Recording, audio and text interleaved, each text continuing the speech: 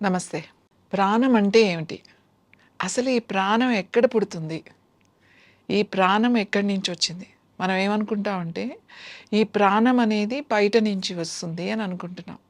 కానీ, ఇది ప్రాణం అనేది మన లోపలే పుడుతుంది. ఎక్కడ పుడుతుంది ఈ ప్రాణం అంటే, హైపోథాలమస్‌లో పుడుతుంది. ఈ హైపోథాలమస్ ఎక్కడుంది?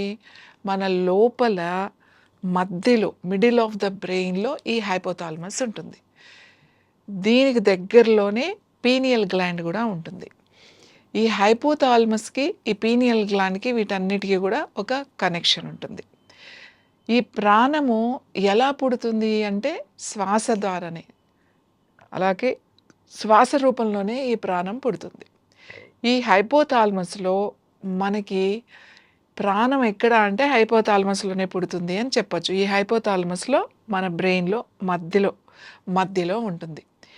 అలాగే ఈ ఈ హైపోథాలమస్‌లో కొన్ని స్ట్రక్చర్స్ ఉన్నాయి.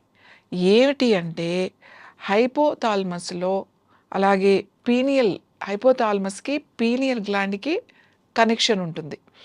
ఇక్కడ బ్రెయిన్‌లో ఇంటర్నల్‌గా ప్లస్ అండ్ మైనస్ సర్క్యూట్స్ అనేవి ఉంటాయి.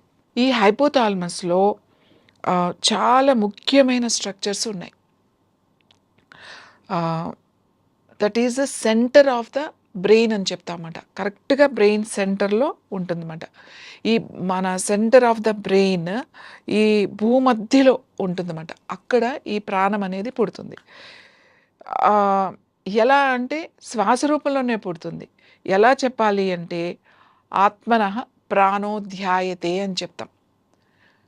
అయితే ఇది శ్వాస కిందకి వెళ్ళిపోతుంటే దీన్ని హైపోథాలమస్ నుంచి వెళ్ళిపోతుంది.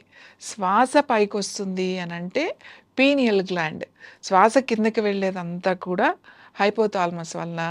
అలాగే శ్వాస పైకి తీసుకుంటున్నప్పుడు పీనియల్ గ్లాండ్‌కి కనెక్ట్ అయ్యి ఉంటుంది. మళ్ళీ హైపోథాలమస్‌కి, మన పీనియల్ గ్లాండ్‌కి 2 కూడా సంబంధం ఉంటుంది. ఇది మనం నిరూపమైంది. ఇది మనం చూపించొచ్చు కూడా.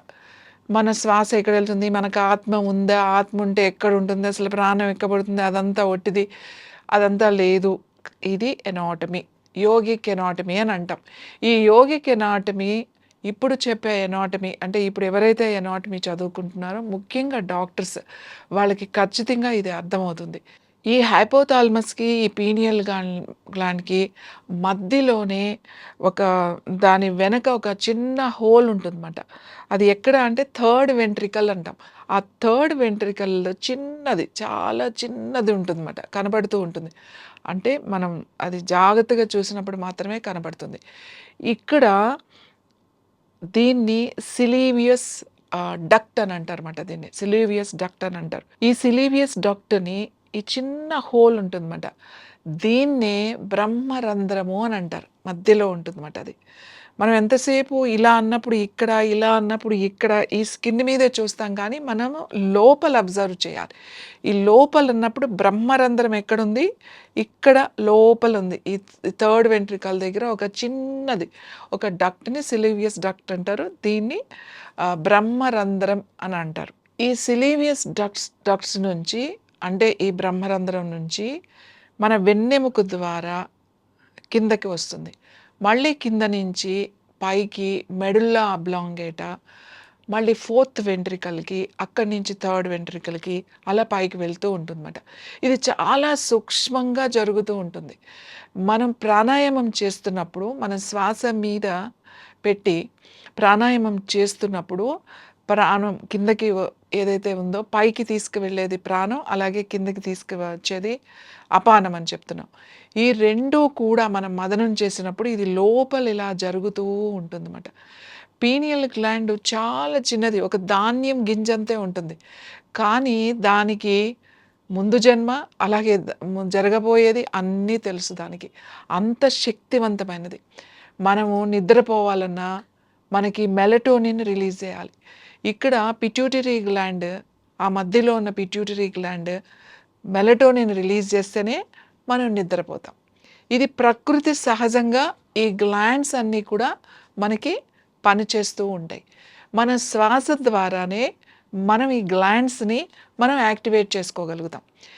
ఎప్పుడైనా ఈ గ్లాండ్స్ అంటే మనకి హార్మోన్స్ ముఖ్యంగా మెలటోనిన్ హార్మోన్ నిద్రపోవాలంటే మెలటోనిన్ కావాలి.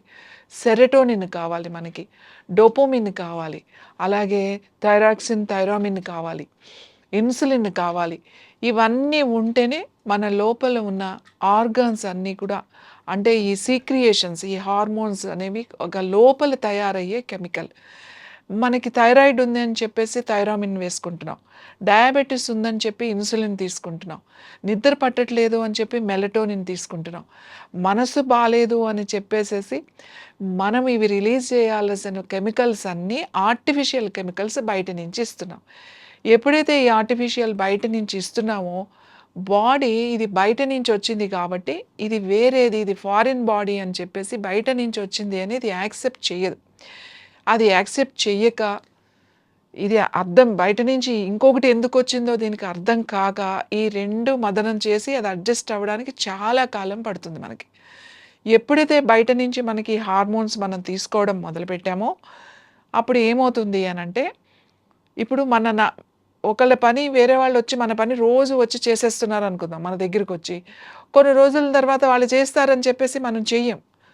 అలాగే ఈ హార్మోన్స్ తీసుకోవడం వల్ల మన గ్లాండ్స్ ఓ 50%, 40%, 60% పనిచేసే గ్లాండ్స్ మెల్లమెల్లగా దాని సామర్థ్యం తగ్గిపోతూ ఉంటుంది. అప్పుడు మనం మెడిసిన్ డోసేజ్ పెంచుకుంటూ వెళ్ళిపోతాం. నిద్రపోవడానికి కూడా మెడిసిన్ డోసేజ్ పెంచుతాం. 25 ఎంజీతో మొదలైంది కాస్త థైరోమిన్ టాబ్లెట్ మెల్లగా 50, 75, 120కి వెళ్ళిపోతాం. ఇంకా ఇన్సులిన్ కూడా అంతే. ఇది పెరుగుతూనే ఉంటే తప్ప తగ్గదు. కానీ మనం ప్రాణాయామం చేయడం వల్ల ప్రాణాయామంలో కొన్ని ప్రక్రియలు చేయడం వల్ల ఈ హార్మోన్స్ని మనం రెగ్యులేట్ చేసుకోవచ్చు. ఈ హార్మోన్స్ గ్లాండ్స్ని పూర్తిగా పాడవకుండా మళ్ళీ దాన్ని రిపేర్ చేసుకునే శక్తి మనం ప్రాణాయామం ద్వారా తెచ్చుకోవచ్చు. కాబట్టి ప్రాణాయామం చేయడం వల్ల మన అనారోగ్య సమస్యలే కాకుండా మానసిక సమస్యలు కూడా మనం తగ్గించుకోవచ్చు. మనకి మనకు ఆకలి అవ్వాలన్నా, దాహం అవ్వాలన్నా ఈ హైపోథాలమస్‌లోనే ఉంటుంది సెంటర్ పాయింట్. ఈ హైపోథాలమస్ ఇచ్చే సిగ్నల్స్‌ని బట్టే మనకు ఆకలి, దాహం అనేది మనకు అవుతూ ఉంటుంది. మన వెన్నెముకకి 31 అంటే 31 నాడీ జతలు ఉంటాయి. 31 నాడీ స్పెయిర్స్ ఉంటాయన్నమాట మన బ్యాక్ స్పైనల్ కార్డ్‌కి. అలాగే మన బ్రెయిన్‌కి కూడా 12 పెయిర్స్ ఉంటాయి. అంటే 12 జతల నాడీస్ పెయిర్స్ ఉంటాయి. ఈ 31 నాడీస్ అలాగే మన బ్రెయిన్‌లో ఉన్న 12 నాడీస్ ఈ 2 కూడా ఈ హైపోథాలమస్‌కి కనెక్ట్ అయ్యి ఉంటాయి. మన అటానమస్ నర్వస్ సిస్టమ్ అంటే ఈ సహజ నాడీ మండలం మొత్తం కూడా ఈ హైపోథాలమస్ కంట్రోల్‌లో ఉంటుంది. ఈ హైపోథాలమస్‌ని మనం కంట్రోల్ పెట్టుకోవాలి అనంటే ప్రాణాయామం ఒక్కటే మార్గం. ప్రాణాయామంలో కూడా మీకు బయట కనిపించే ఈ రెగ్యులర్‌గా చేసే ప్రాణాయామాలు కాకుండా అంతర్గతంగా చేసే ప్రాణాయామాలు కొన్ని ఉంటాయి. అవి గనక మనం చేసుకోగలిగితే అవి మనం చాలా సింపుల్‌గా ఉంటాయి. అందరూ చేయొచ్చు. అవి గనక మనం చేసుకోగలిగితే మనం ఈ హైపోథాలమస్‌ని మనం కంట్రోల్‌లో పెట్టుకోగలిగితే ఈ అటానమస్ నర్వస్ సిస్టమ్ మన కంట్రోల్‌లో ఉంటుంది. ఇప్పుడు దాని కంట్రోల్‌లో ఉంటుంది. అప్పుడు మన కంట్రోల్‌లోకి తీసుకురాగలుగుతాం. ఎప్పుడైతే దీన్ని మన కంట్రోల్‌లోకి మనం తెచ్చుకోగలుగుతామో ఈ ప్రాణాయామం ద్వారా మనం హెల్తీగా ఉంటాం. ఎటువంటి హార్మోన్స్ మనకి అవసరమే లేదు. అలా మన శరీరంలోనే ఏ గ్రంథులు పనితీరు అవి సక్రమంగా పనిచేసేటట్టుగా మనం చేసుకోగలుగుతాం. ఆ ప్రాణాన్ని హైపోథాలమస్‌లో పుట్టిన తర్వాత ఆ ప్రాణం హైపోథాలమస్ ద్వారా కిందకి వస్తే పైకి వెళ్ళేది పీనియల్ గ్లాండ్ ద్వారా పైకి వెళ్తుంది. వీటన్నిటికీ నాడీ కనెక్షన్స్ ఉంటాయి. కొన్ని వేల లక్షల నాడులు మన శరీరంలో నిరంతరము పనిచేస్తూ ఉంటాయి. వాటికి ఎనర్జీ ఎక్కడి నుంచి రావాలి అనంటే మనం తీసుకునే శ్వాస ద్వారా వెళ్ళాలి. మీరు ఎంత శ్వాస తగ్గించుకుంటే ప్రాణము అంత శక్తివంతంగా తయారవుతుంది. ఇది ఎప్పుడూ జరుగుతూనే ఉంటుంది. ప్రాణాయామం యొక్క ముఖ్య ఉద్దేశం ఇదే. ప్రాణాయామం చేయడం వల్ల మన శ్వాసని అదుపులో అంటే సింపుల్‌గా చెప్పాలంటే మనం ఈ గ్లాండ్స్‌నన్నిటిని కూడా మన కంట్రోల్‌లో పెట్టుకోవచ్చు.